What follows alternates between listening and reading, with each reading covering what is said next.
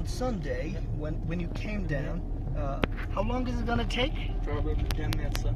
10 minutes. Okay. I mean, I wonder, like, why did you come down to our office? Well, I basically came down to meet you. Me? I have been wanting to meet you for the past 4 or 5 years. I've been following you on social media, and I already knew about your credentials, what you've done, your Ivy League education, obviously. So that was the bait that I took, and I was like, I need to meet this guy. I need to know why he's here, what he's doing. So what did you find out? Well, I obviously found out that, you know, what you're all about, but then I found something more. I found an extension of your personality in terms of finding the initiative for Unifo Kashmir. True, but I think this is more than, you know, about one personality as such. This is about This a is collective bigger, cause exactly. of Kashmir. Absolutely. It's way bigger than me or any one person. That's what I realised on Sunday, and then that's why I came back on Monday. I was like, I need to be a part of this. This is something I can get behind. So that's why I'm volunteering full time. We're really glad that you're on board, because definitely you would have, you know, you have hundreds of options that you could take, but you chose this initiative that speaks volumes about your, you know, intentions or your clean heart when it comes to Kashmir. It's because the cause is personal to my heart. I mean, I am somebody who studied, who got his basic education here, and then went outside to pursue others, my own personal ambitions and dreams. I personally always wanted to go away, always wanted to go to England to study, but not everybody's in a position to be able to do that. True, that's right. So people from my own family, some of them have wanted to go away, but they just can't afford the tuition fees. And I reckon it's not just about the tuition fees, is it? No. There's more to it. Absolutely. So where does this chip in then? I mean, I suppose that's why we need Unifo Kashmir, because we need world-class education to be right at our doorstep, to be accessible to anybody who has, you know, the basic talent and the basic credentials to be able to get into a world-class university.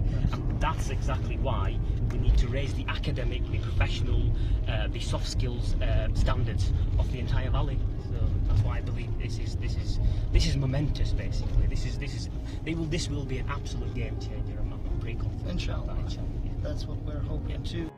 So I told you about why I joined your initiative, our initiative, as it is now, the Unifo Kashmir initiative. So what made you like start something like this? Like, you know, leaving everything behind, you know, starting something completely different, something so ambitious and humongous, as it were. So what made you? Well, that's a good question that everybody asks me. But I'm totally not confused about it. This is something I have been planning for very long. And of course, the love of Kashmir is not exclusive to me. It is, you know, every Kashmiri loves Kashmir.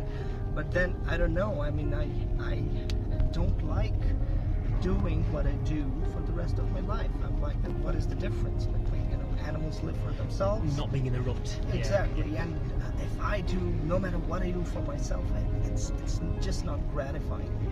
So I'm not saying that I've come here as a messiah for Kashmiri people or something. No, everybody is motivated by self-interest. And what is my self-interest? It is basically to get that happiness, whatever I have in my head, if it benefits other people.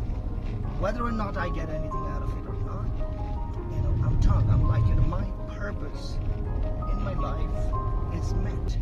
And that is where you get that self-actualization, which is at Maslow's theories, you know, highest Exactly. tip of it. Absolutely, yeah. Exactly. So that's it.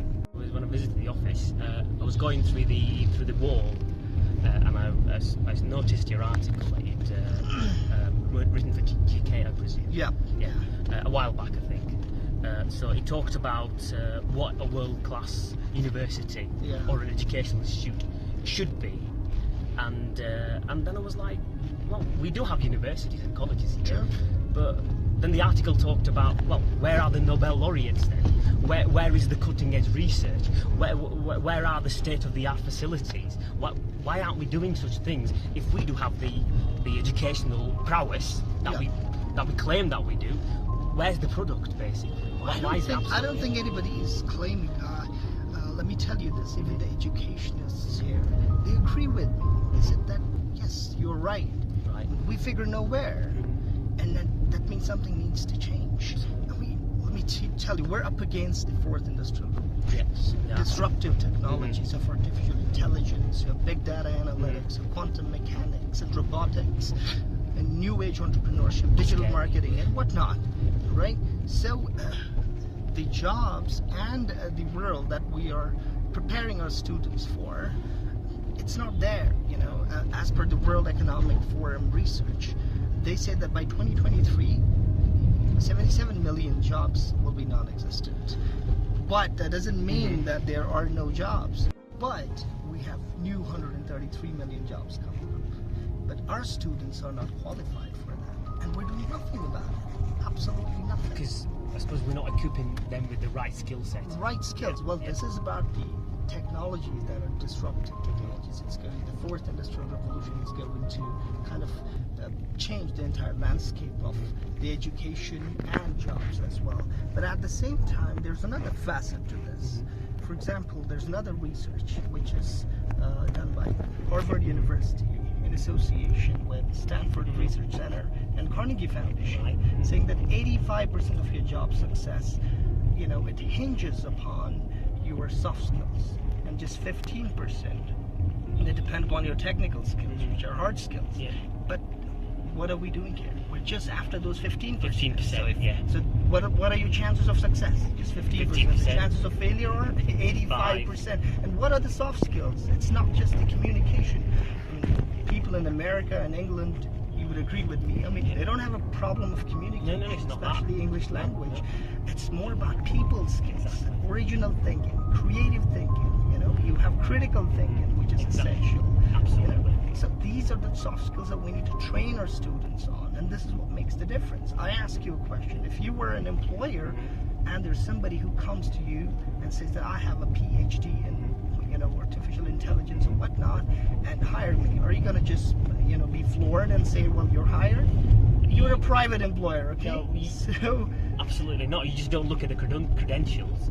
You have to actually go out there and meet and talk to the person. exactly. So that's how you do it. So yeah, you're actually exactly. looking at Yeah. what can that person add to your company. Absolutely. So don't show me those credentials. Tell me what can you do for me. Exactly. This is what it's all about. I personally don't care who has done what. I'm not disrespecting qualifications. It takes years and years for people to attain them. But those qualifications, let's face it, or your, let's say passport. Yeah. You just Do enter. something, exactly. You enter. But the second day, your performance depends. If you're a salesperson, you do sales, nobody will actually look at your qualification. It's what you do with the qualification What that you matters. do with the qualification that matters, But right? unfortunately, the odds are stacked heavily against our students. Indeed. And our people. And it is not students' faults, it is not our professors' faults, it is the overall, the ecosystem that we have, educational ecosystem, which is to be blamed, that needs to be changed at a very higher level. Unfortunately, we have this NEP, National Educational Policy, recently it's been rolled out by the government, although I think it's not a law, but then it shows the mindset of the authorities that we... Things are changing, albeit a bit slowly. Yeah, but at they the are policy changing, level, yeah. but who's going to implement? Yeah. Exactly. There has to be an initiative that actually capitalizes on this initiative, on this policy document. And that's what we need to see. Absolutely. And that's what we're here because we want to basically speed up that process. True. Yeah. True. And there were people telling me that you could do it remotely. Why are you going to leave your international career or something? But such causes cannot be handled remotely, right? You need to be on the ground, boots on the ground, basically. Absolutely. Yeah. So I need to kind of, shift my base. So I'm really glad that you've joined us. I'm honoured to be a part of this, really. I mean, this is something, like you said, it's just gratifying to be able to give something back to the community in whatever way you can. Absolutely. And, This is also one of the examples of reverse brain drain that I was talking about. Right. We haven't even started the university yet, and True. we have people coming down from the UK, Yorkshire. In Yorkshire, yeah. Absolutely. Totally agree. The other thing I wanted to add is our students, a lot of our students go to Indian universities and Indian colleges. What's your take on that? Well, mean, everybody's free to go wherever they want. Absolutely. But if I look at it economically as a Kashmiri, you know, I see that there's one data that said 1,600 crores that Jammu and Kashmir spends on higher education and sends outside J&K to various Indian cities. Is that a yearly figure? It's a That yearly is staggering, figure. yeah. I mean, why? And not all of them go to great institutions like IITs and IIMs. No. Many of them end up in substandard colleges in North India, South India. And Unfortunately. what are they going out for? It is I think this is a basic right. Why should we are, I think we're about how many? 8 million in Kashmir Valley, 1.3 million in Jammu and Kashmir. Yeah. Why can't we have our own centers of excellence? Exactly. That's the big Absolutely. deal. It's just, well, it's not that we don't deserve it. It's just that we're not prepared to take that first step. That's the trouble, and that's where Uni4 Kashmir initiative comes into play. And speaking from personal experience, this literally happened the other day. My cousin sister, younger cousin sister, she was actually pursuing civil engineering from one of the universities in Punjab, and so she was doing it remotely since September. She had been online, yeah. But recently she was called over. She's like, "Oh, we're going to start a new term in March." So she went down there the other day with one of the relatives, and then she was crying her eyes out because she just did not like it. It wasn't because the college campus was horrible or anything like that, but just that the conditions, the hostel conditions, were absolutely squalid. Like, you wouldn't even put dead rats in there, you know, so to speak. So like, there wasn't, like, the bathroom and the toilets had literally no roof over them. Wow. So, and they had like two, a bathroom and a toilet for a whole floor of flat, basically. So just imagine the conditions that our students, substandard conditions, our students have to face, paying those extortionate prices, and it's just not good enough. I don't think it's good enough, you know. It's an emotional trauma. Exactly. I mean, I left my home when I just my 10+2 when I left. It was horrendous. Yeah. You know, for a kid of that age. And what's the need? I mean, of course, if you get admitted in the Ivy League or Russell or the Oxbridge, that's fine. It's worth it. Everybody would fly there next. Exactly, absolutely. But even for normal quality education, we have to leave. Yeah. And things need to change. Somebody has to come, or a team of people. You know, they have to come and say, okay, we're gonna think, about ourselves. We're not gonna think just about us. Yeah. We're gonna think what we are As a gonna collective. give as a collective. You know, as they say in Urdu, miras. Yeah. You have to leave miras, and you know, to the people, to the next generation, Absolutely. to the posterity of ours. And this is what it's all about. You know, at times people wonder, no, there has to be some interest behind it. You know, Kashmir, everything is politicized. There should be an ulterior motive. Exactly. There must be an ulterior motive. Belongs to this side or the other side. Yeah, absolutely. Normal upfront initiatives like these, even, you know, sometimes you get branded. Yeah. That's the part of the game. Yeah. I think you have to accept it and Exactly. prove it. Yeah. And there's no other cure to it. You have to do it, prove it, show it, and say that, look, This is what we're all about. This is what we're all about. Just be authentic, as authentic as possible. The other thing I wanted to add is, like I said, you know, that from personal experience. I mean, it would be so. Do you have some water, Burhan? Yeah, I'm thirsty too. It would be so gratifying and so. You look fresh. It'd be so gratifying to know that, you know, so suppose, obviously I told you about my cousin, somebody else's cousin sister, or they themselves. Bumpy road, sorry. Can you just stop somewhere? I'm gonna have water. Yeah, I'll stop. Yeah.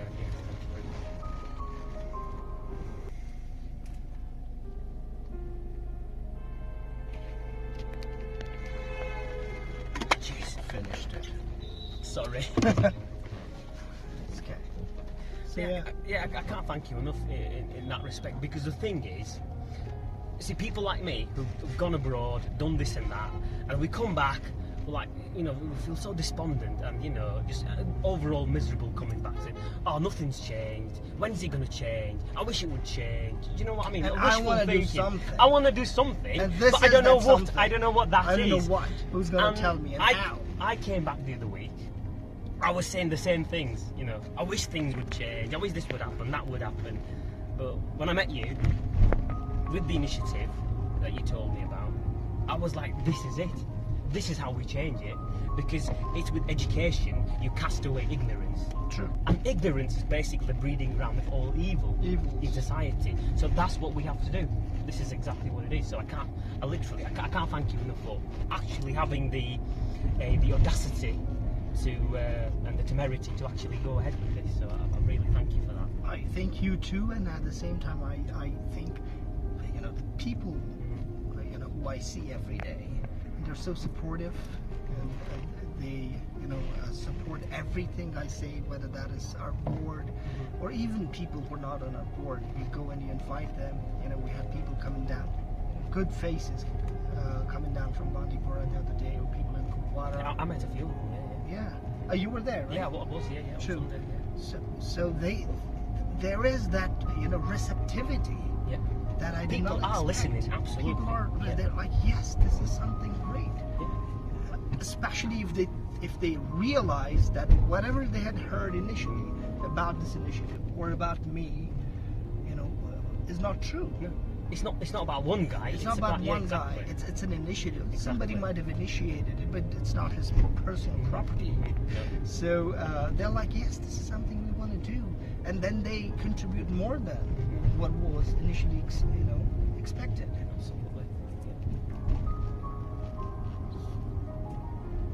I think we're going elsewhere. You had said 5 minutes. Sorry, you had said 10 or 15 minutes. I think you took I've a lost different track of route. time altogether.